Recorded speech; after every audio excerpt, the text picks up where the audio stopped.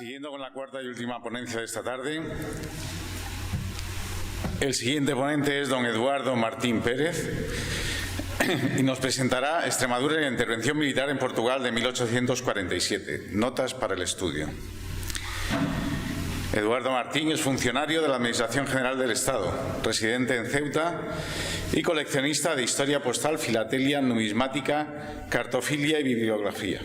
Es investigador, articulista y conferenciante sobre la historia postal y filatélica de España y del norte de África española, desde el siglo XVIII a la actualidad. Es socio de la Real Sociedad Económica Extremeña de Amigos del País, secretario de la Agrupación Filatélica de Ceuta y miembro de otras entidades culturales y sociales nacionales y extranjeras. Esta tarde nos hablará de la actuación del Ejército de Operaciones que actuó desde Extremadura durante la intervención española de 1847 en el Reino de Portugal. Eduardo.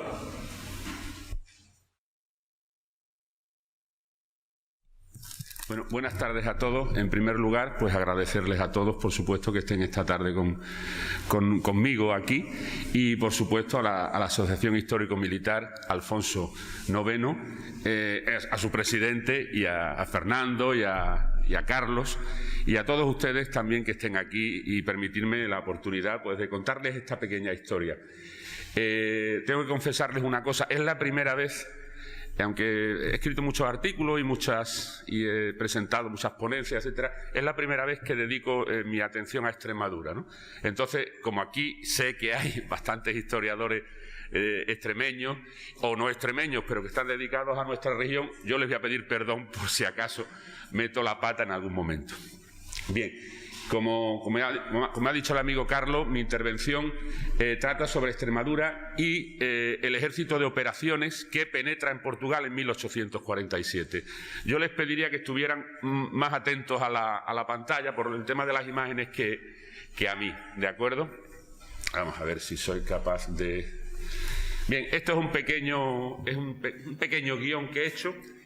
¿Por qué interviene España en Portugal? ¿O por qué la corona, Isabel II es la reina, estamos hablando de 1847, ¿por qué se interviene en Portugal? Bueno, se interviene porque hay una situación previa, lógicamente. Esa situación previa es que Portugal está en guerra civil. Hay un paralelismo tremendo entre la historia de Portugal en esa época y en muchas otras épocas y la historia de España. En Portugal reina doña María II o María de la Gloria, María da Gloria, dicen ellos, y en España reina... Perdón, sí, no me he dado cuenta. Y en España reina, pues Isabel II, como todos sabemos. Son dos reinas jóvenes y son dos reinas que luchan contra sus tíos. Contra Miguel I lucha María II y, como sabemos todos, Isabel II lucha contra su tío, contra el que se llamaba el infante Carlos, ¿no? ¿Qué ocurre? Pues que Portugal y España, los dos reinos ibéricos, han salido de la guerra de independencia, lo que nosotros llamamos la guerra de independencia, los portugueses y otros países llaman las guerras peninsulares. Y bueno, tenemos una serie de problemas. ¿Qué ocurre en Portugal? Como les he dicho, ese paralelismo, ¿no? ¿Qué ocurre en Portugal?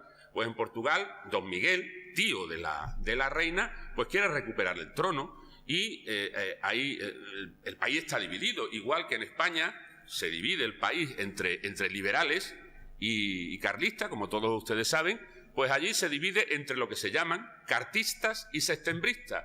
Los partidarios de la reina, ambos son partidarios de la reina, pero los cartistas serían, dentro de los conservadores, pues serían los más conservadores, y los sextembristas serían los más liberales dentro de los conservadores, ¿de acuerdo? Aquí tenemos a las dos reinas y un mapa de Portugal de ese... Creo que sí, no es de 1847, es de 1846, ¿vale? Como ven, bueno, pues estos son los dos reinos ibéricos y estas son las dos reinas que antes les he comentado, ¿de acuerdo? ¿Qué ocurre en Portugal? Pues que las ciudades se alzan, los sextembristas se alzan contra, insisto, no contra la reina, sino contra los cartistas. Contra los liberales, los más liberales, se alzan contra los conservadores. Todos son liberales, ¿de acuerdo? Luego están los miguelistas, que diríamos son los carlistas portugueses, ¿no? Los los que meten bastante la pata. ¿Qué ocurre en Portugal? Pues que se alza Oporto, le he señalado Oporto con una estrella roja, porque ahí se crea lo que llaman ellos la Junta Provisoria, en español sería la Junta Provisional del Reino en Oporto. Y al mismo tiempo, como ven ustedes con una estrella negra, les he señalado otras localidades que se levantan, ¿de acuerdo? Se alzan contra la reina, más bien contra la reina, insisto mucho en esto, contra el gobierno cartista. ¿Esto qué da lugar? Pues da lugar a que las potencias más cercanas, que son España, Inglaterra, como saben ustedes, por su feeling, o como se dice hoy en día, por esa alianza desde la Edad Media que tiene con Portugal, y Francia, que es la otra gran potencia de la época, pues se preocupen de estos asuntos peninsulares, como les llamaban ellos. Y antes de que ocurra estos alzamientos, se había firmado, en el año 34, quiero recordar, la cuádruple alianza. La cuádruple alianza porque son 4 países los que firman: Portugal, España, Gran Bretaña y Francia. ¿Qué es en realidad la cuádruple alianza? Bueno, en esa cuádruple alianza, las 2 grandes potencias del momento, Francia e Inglaterra, lo que quieren es intervenir en los asuntos. No quiero enrollarme mucho porque esto daría lugar para... Lo que quieren intervenir es en los asuntos peninsulares, punto, simple y llanamente, ¿no? Y se disfraza un poco, ¿no?, como que quieren ayudar a los reinos ibéricos. ¿Qué ocurre? Pues que en Portugal tienen ese problema, esas luchas que hemos dicho entre los liberales, y Francia, Gran Bretaña y España, pues se dan cuenta que tienen que intervenir militarmente, porque el gobierno portugués, el gobierno de ese señor que tienen ustedes al lado, el primero Marqués de Saldaña y después Duque de Saldaña, presidente del Consejo de Ministros, primer ministro portugués, y un hombre, un gran, y me van a permitir la expresión, un gran muñidor de la política portuguesa durante todo el siglo, casi todo el siglo XIX,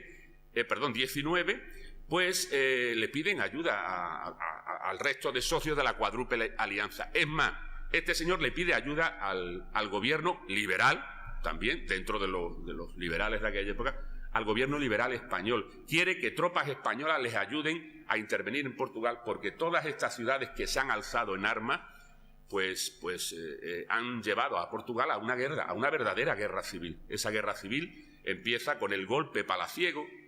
Ellos en Portugal le llaman la emboscada. Es un golpe palaciego en el que casi obligan a la reina Doña María a nombrar presidente del Consejo de Ministros a este señor que ven ustedes aquí, al primero Marqués y luego Duque de Saldaña.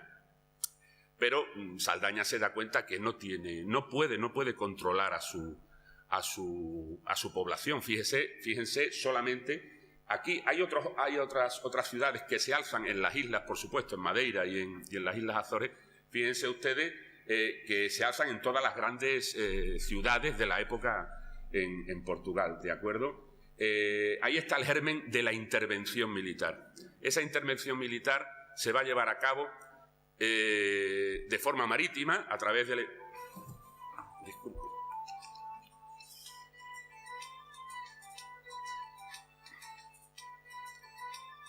Creí que lo había apagado, disculpe. Perdón. Esa intervención militar, como les digo, se va a llevar en 2 fases, una militar terrestre y otra militar naval.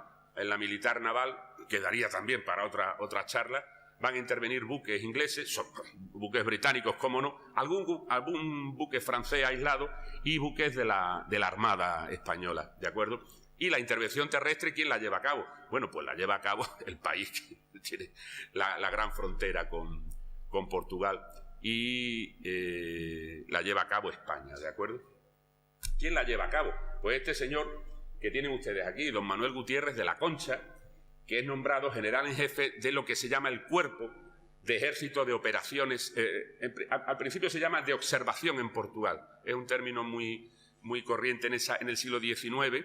El término observación es el ejército que está previo para intervenir en algún lado. De hecho, después se cambia a Cuerpo de Ejército de Operaciones en Portugal. Don Manuel Gutiérrez de la Concha, general del Ejército, era en ese momento, es nombrado también capitán general de Castilla la Vieja y es una persona con una alta preparación militar y entre otras cosas, bueno, pues se lleva muy bien con el gobierno de turno de la época en la corte, en Madrid. Don Manuel, o el general de la Concha, lo que hace es que piensa, entre otras muchas cosas, ¿no?, cuando está organizando el ejército, es cómo lo va a hacer, cómo va a intervenir en Portugal. Claro, el camino más corto a la corte de Lisboa, al centro del poder, es Badajoz. Entonces lo primero que hace es que concentra las tropas en Extremadura. No solamente, he dicho Badajoz, pero no es solamente Badajoz, Badajoz y en la provincia de Cáceres también, ¿de acuerdo? ¿Quién manda en Extremadura? En Extremadura manda este otro señor, que me imagino que se habrán dado ustedes cuenta que es el señor que está allí a la derecha de ustedes, el vasco, general don Fernando de Norzagaray y Escudero. Nace en San Sebastián en 1808 y muere bastante joven, incluso para la época, en 1860. Es el capitán general de Extremadura entre los años 46 y 47. Gran figura. Allí pueden leer incluso, lo estuve mirando ayer, pueden leer un poquito, fue capitán general no solamente de Extremadura, sino que fue capitán general de Puerto Rico, donde deja una gratísima memoria, sobre todo en la construcción y en la reforma de la administración, y fue también capitán general de Filipinas, donde deja exactamente lo mismo, una muy buena memoria, tanto en la reforma de la administración, en la faceta educacional de Manila, de la capital, y también en las obras públicas. Esta es la persona responsable del ejército en Extremadura en ese momento, ¿de acuerdo? Bien, siento haberles puesto esto, pero ya verán que no soy un mago de la informática y no he sabido cómo agrandarles ese cuadro. Ese es el cuadro, este cuadro es la distribución de tropas que, como les he dicho antes, el general de la Concha hace en un principio. Como ven, en la parte de arriba, no sé si lo verán aquí, se crea una brigada de vanguardia y luego se crea una primera división, una segunda división y una división de caballería. Las principales fuerzas, lógicamente, en la época son infantería y caballería, pero luego verán ustedes abajo que hay una pequeña fuerza de artillería y una muy pequeña fuerza de ingenieros. Y ahora, si se fijan en la columna, justo en la columna más alejada, la columna de la izquierda, disculpen, no soy capaz de... pero bueno, es la columna de la izquierda, perdón, de mi derecha. Fíjense que la mayoría de las tropas están concentradas en Badajoz, porque lo primero que hace el general de la Concha, insisto en que el camino, se creía que el problema iba a surgir en Lisboa, como centro del poder, etcétera, y para evitar precisamente que otras unidades, recuerdo el mapa que les he enseñado antes, de esas ciudades que se alzan en armas para que tropas de esas ciudades vayan hacia la corte, la primera idea tanto del general de la Concha como del resto de mandos militares es que el problema va a ser Lisboa. Por eso se concentra en Badajoz. De hecho, hay una pequeña fuerza, como ven ustedes, una parte de la división, una de las divisiones se concentra en Ciudad Rodrigo, pero el resto se concentra en nuestra provincia. Y ahora pasamos a ver una cosa muy curiosa. Bueno, aquí tienen las dos fuerzas principales, ¿no? Tienen un batidor y un lancero de caballería, y luego en infantería pues tienen con el uniforme de aquel año. Ha habido una reforma muy reciente, 1 año o 2 años antes ha habido una reforma de la uniformología del ejército, y ahí tienen pues a un granadero, a un oficial y a un cazador de uno de los regimientos de infantería, ¿vale? Estas son las dos fuerzas, las dos armas que van a intervenir con más decisión en Portugal. Bien. Eso, como ven ustedes, aunque esté hablando muy rápido, tampoco me quiero pasar del tiempo, esa es la situación. Pero ¿qué ocurre con esa situación? Bueno, que aunque seamos dos países vecinos y aunque estemos cercanos y aunque la frontera sea común, etcétera, etcétera, el problema son las comunicaciones.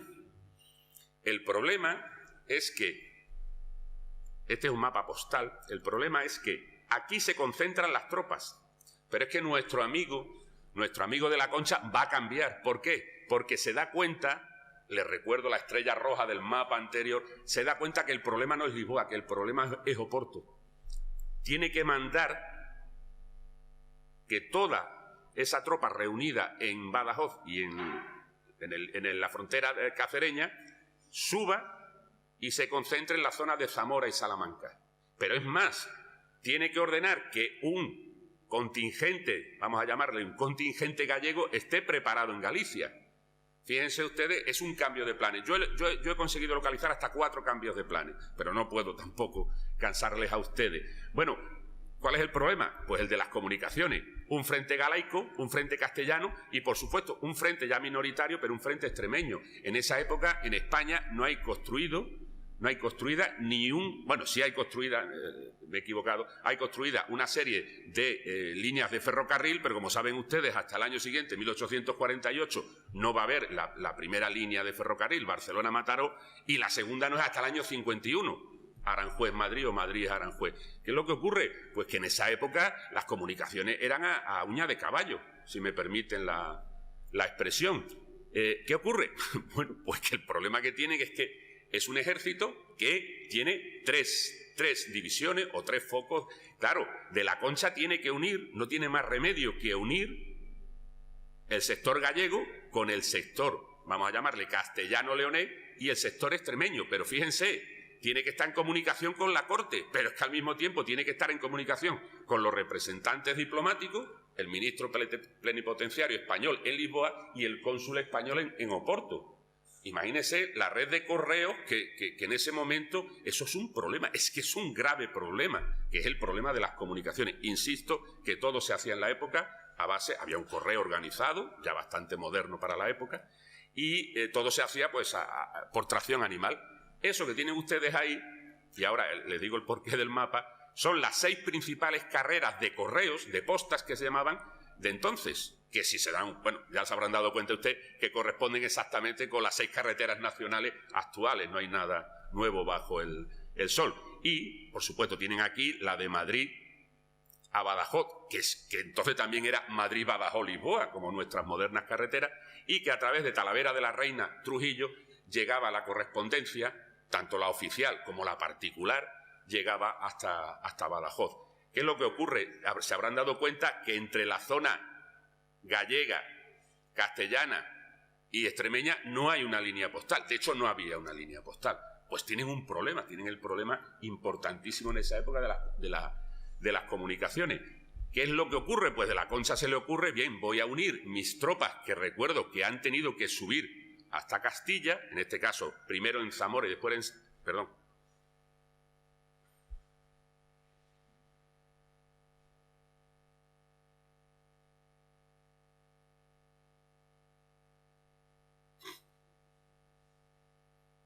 Me parece que ahora sí. Pues, ¿qué tengo que hacer? Pues que tengo que unir mis tropas, unir postalmente, unir las comunicaciones de mis tropas castellanas con mis tropas extremeñas. Hablo en plan regional para que todos nos entendamos. ¿Por qué? Porque en Extremadura ya nos hemos olvidado de Lisboa, pero tampoco nos podemos dejar ese trozo de frontera desguarnecido. ¿Qué es lo que hace? Pues que traza una línea, como ven ustedes, esa línea amarilla que yo les muestro, y le pide... Perdón, me he ido otra vez. Y le pide... A ver si soy capaz... A este señor que está aquí al lado, que es el director general de Correos de la época, que diseñe una ruta postal. Esa ruta postal que les digo amarilla. ¿Por qué? Porque es que si no, no puede hacer nada. ¿Qué es lo que ocurre? Porque el director general de Correos, don Javier de Quinto, le responde y le dice que sí, pero que eso cuesta mucho dinero.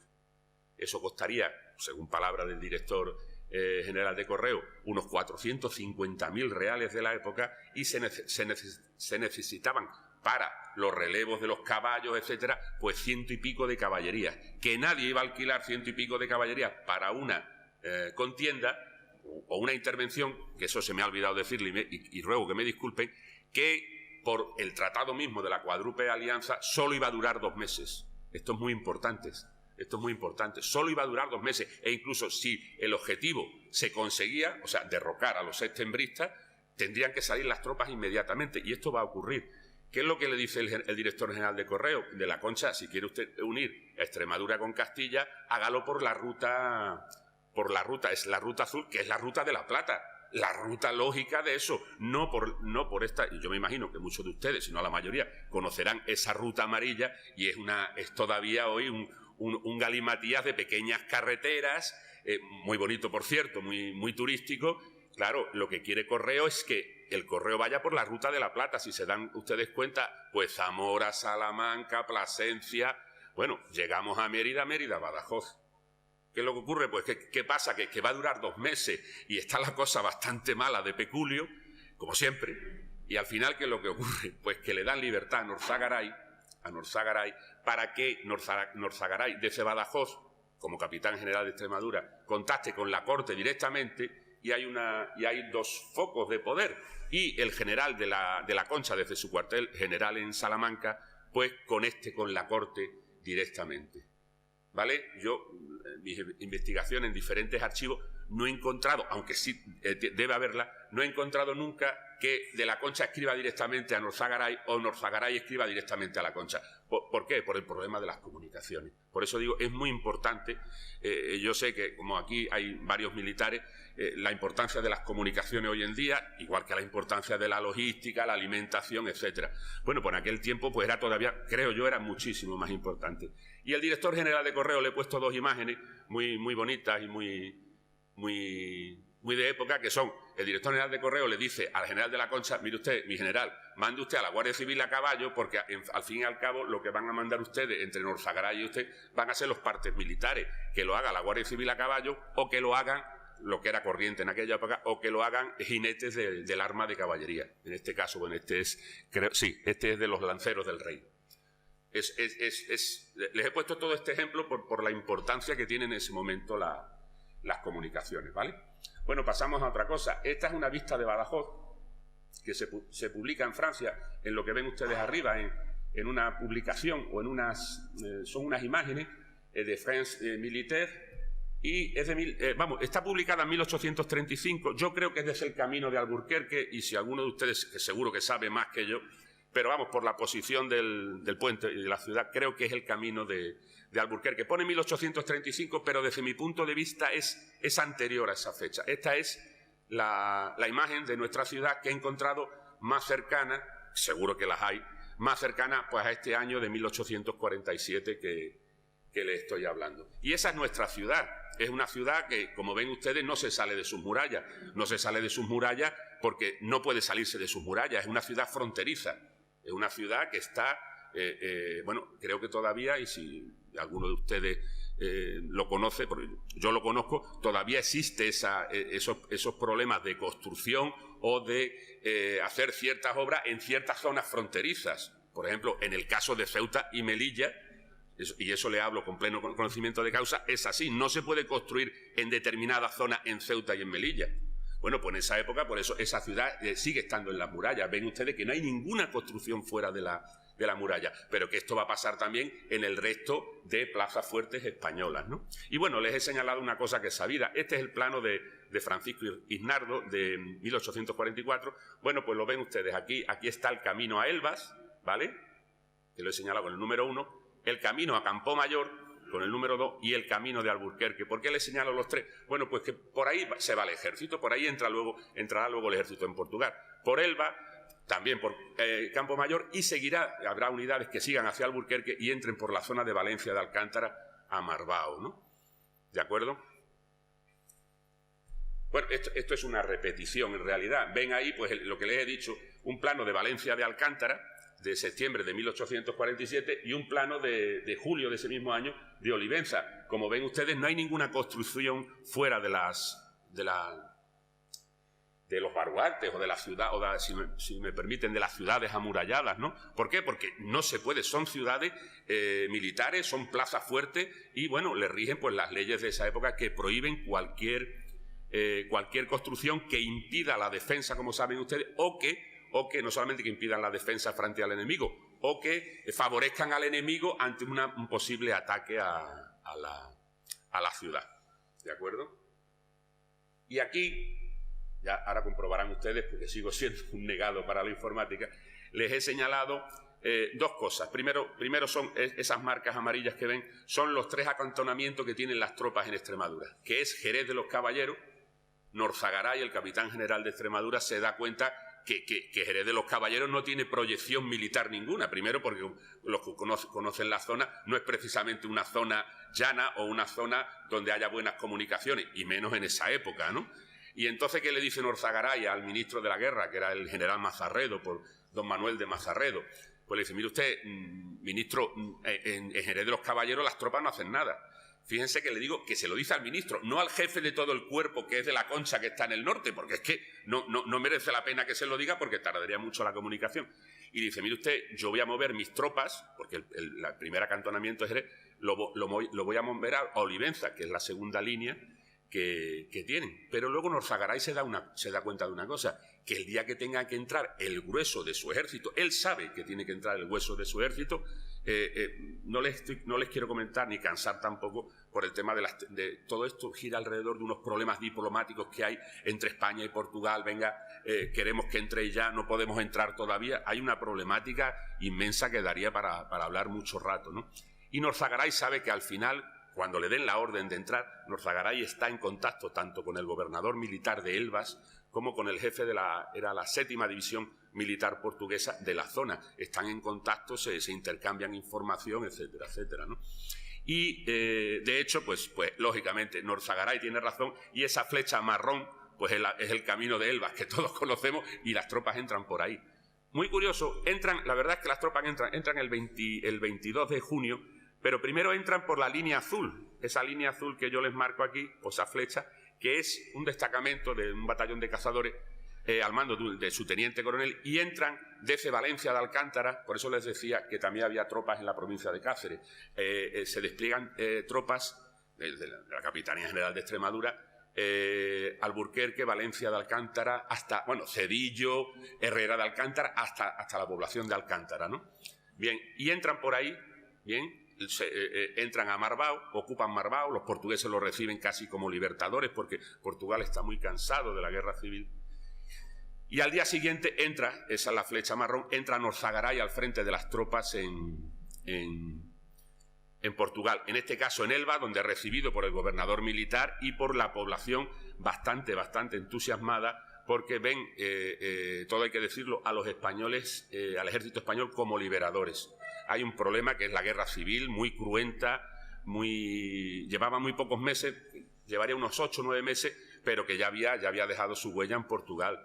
Esto mismo que ocurre, lo vamos a ver luego en otro mapa, le pasa a las tropas que de la Concha entra por la zona de Salamanca, pero es que las tropas de Galicia que entran, es el capitán general de Galicia, Méndez de Vigo, el que entra por Galicia y son recibidos como libertadores. Las tropas españolas, luego a modo de conclusión, le leeré un par de cosillas. Las tropas españolas están actuando en realidad no como contendientes apoyando a una de las partes de la guerra civil, que sí lo hacen porque apoyan al gobierno español, a la corona. No le interesan los miguelistas ni los septembristas. ¿Por qué? Porque tienen el problema de que se puedan unir con los carlistas, porque les recuerdo, eso tampoco lo he dicho, que en esos años en España estamos en la Segunda Guerra Carlista, 1846 a 1849, que es más ligera que la primera y mucho más ligera que la tercera Guerra Carlista, pero que en realidad tiene un problema, y España no puede permitir que los septembristas, los miguelistas, se unan a los carlistas españoles. Y entonces por eso se hace la intervención. Es casi lógico que se haga esta intervención en Portugal, ¿de acuerdo? Y, claro, no le vamos a quitar a don Manuel de la Concha lo bien que lo hizo el hombre en la parte norte. La flecha roja es la entrada del general de la Concha. Como ven ustedes, entra por encima del Duero y va a Oporto. Ocupa una serie de poblaciones, ¿vale? Yo no lo veo desde aquí, exactamente, Chávez, Mirandela, Mursa, Villarreal, Amarante, Peñafiel, todo, fíjense, en dirección a Oporto. Y la flecha verde son las tropas de Galicia que manda el general Méndez de Vigo, que penetren por Tui y están ocupando fortalezas, se lo recuerdo, Tui, Monzao, Ponte de Lima, Viana de Castelo, Braga, y se unen formando una pinza sobre Oporto. Les recuerdo la estrella roja de ese primer mapa que les enseñé, porque sigue estando la Junta Suprema sigue estando allí. Como vemos, esto que vemos es la verdadera intervención en Portugal. la intervención que hace el general Norzagaray, ahora la vamos a ver, es reducida comparada con esta intervención, ¿de acuerdo? Este es un mapa de Portugal, les he señalado el Alentejo, ¿de acuerdo? Y luego es el Alentejo dividido en municipios. Y, insisto, por tercera vez, no soy un mago de la informática, el arco rojo que ven ustedes es hasta dónde entran las tropas españolas, ¿de acuerdo? Como ven, entran tanto en el distrito de Portalegre como en el de amarillo, como en el distrito de Évora, que es el de color verde, ¿de acuerdo? Ven ustedes que no entran más allá además, se le ordena a Norzagaray, al general, al capitán general de extremeño, se le ordena que no llegue más allá si no es necesario, ¿de acuerdo? Las flechas negras lo que demuestran, el general Norzagaray no se queda quieto. Yo creo que merece que este hombre, de verdad, merece que algún historiador historie ese par de años que estuvo al frente de la Capitanía General extremeña. Esas flechas negras es que desde el momento en el que entra Norzagaray, entra con unos 1.500, 2.000 hombres, se pone en movimiento y lo que hace es ir, si ven ustedes, desde Elvas a la siguiente gran ciudad, a Portalegre. De Portalegre va al norte, porque toda esa zona se ha alzado y lo que va es pacificando. Cuando digo pacificando, no empleando la violencia, porque normalmente lo que hacen las tropas, digo las tropas alzadas o los paisanos alzados contra la reina es retirarse, ¿de acuerdo? Va entrando y va pacificando los pueblos, ¿vale? Va entregando, eso también es verdad, va entregando, por eso decía antes que ahí España lo que hace es una labor de policía, va entregando a los sublevados que encuentra o que se le rinden, lo va entregando a las autoridades cartistas, vamos a llamarla, a las autoridades de la reina. Fíjense que llega hasta arriba, hasta la zona de Nisa, no aparece ahí, llega hasta Vilanova de Rodao, que es, por cierto, ya no es Portalegre, ya es el distrito de Castelo Branco, pero vamos, entra solamente, y como ven ustedes, llega al Palau. Las flechas azules son las intervenciones, aparte del viaje, si se me permite la expresión, del viaje que hace Norzagaray. Las flechas azules lo que son, como verán ustedes, hay una que sale de Alpalau, que va a Ponte de Sor porque hay una pequeña sublevación y entonces se mandan tropas. Y si se fijan ustedes, otra que sale azul de Estremoz, baja a Évora y de Évora va hasta Monsaraz, no Reguengos de Monsaraz, sino Monsaraz, que es un pueblecito, un pequeño pueblecito con castillo fronterizo con España. En ese pueblo de Monsaraz, bueno, luego ven ustedes que hay unas pequeñas flechas que salen de Estremoz y es la dirección que toma Norzagaray cuando sale, les insisto, al mes y medio, no dura más, cuando sale de España, de Portugal, otra vez camino de España, cuando se ha solucionado el tema de la guerra civil en Portugal. Y de Monsaraz y luego hacia Évora vuelven a salir las tropas españolas que se acantonan en esa zona. Como ven ustedes, la intervención en Portugal, en Extremadura, es muy limitada y llevada a cabo, la verdad, con este señor, con Norzagaray, con bastante buen tino y la verdad es que ya les digo, es digno de que alguien se preocupara de sacar una biografía de este hombre. Y ahora quisiera mostrarle, bueno, ¿qué es lo que ocurre aquí? Ya termino, ¿no? ¿Qué es lo que ocurre aquí? Me he ido al mapa anterior porque es aquí donde acaba la guerra. Acaba la guerra porque el general de la Concha llega a Oporto y le dice a los septembristas, pues mire usted, estoy aquí.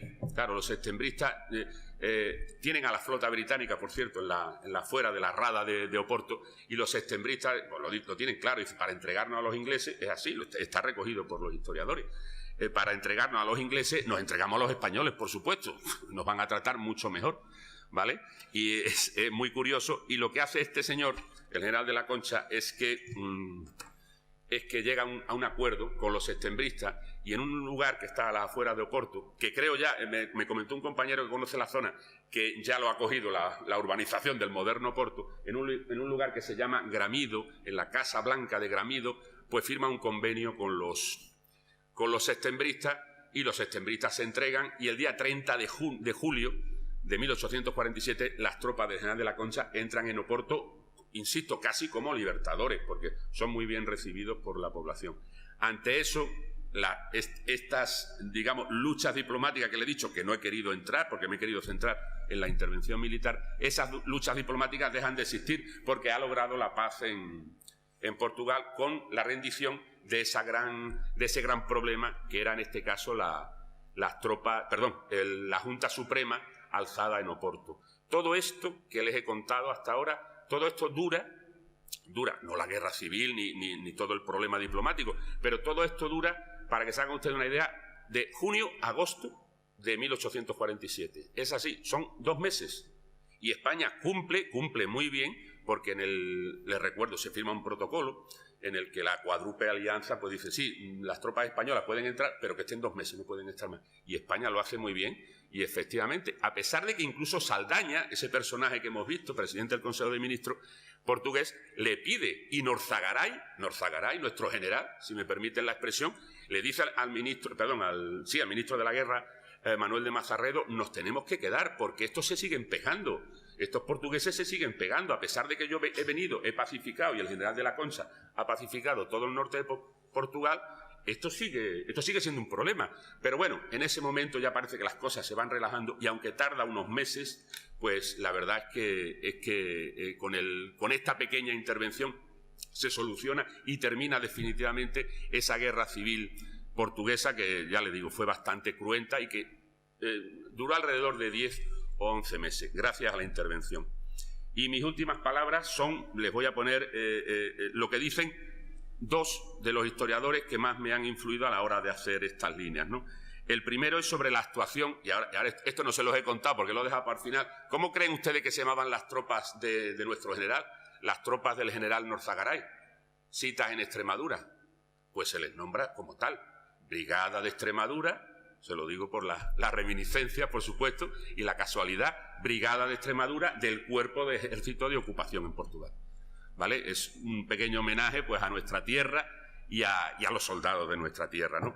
Pues esa Brigada de Extremadura dice, y termino, Gonzalo de Porra, en su obra 2 intervenciones militares hispano-portuguesas en las guerras civiles del 19, estas tropas, un tanto olvidadas, hicieron un buen papel en la pacificación del Alentejo y aun a la llegada de la paz habían protegido a sus habitantes de los excesos de las tropas reales, lo que les he dicho, de los cartistas, de los que apoyan a Doña María, y defendido de algunas partidas miguelistas, o sea, del sector más recalcitrante portugués, que no aceptaban el armisticio, por lo que el capitán general de esta región, este señor Norzagaray, propuso quedarse en Évora, pero el plenipotenciario, o sea, nuestro embajador, el plenipotenciario de Su Majestad Católica, no lo juzgó necesario.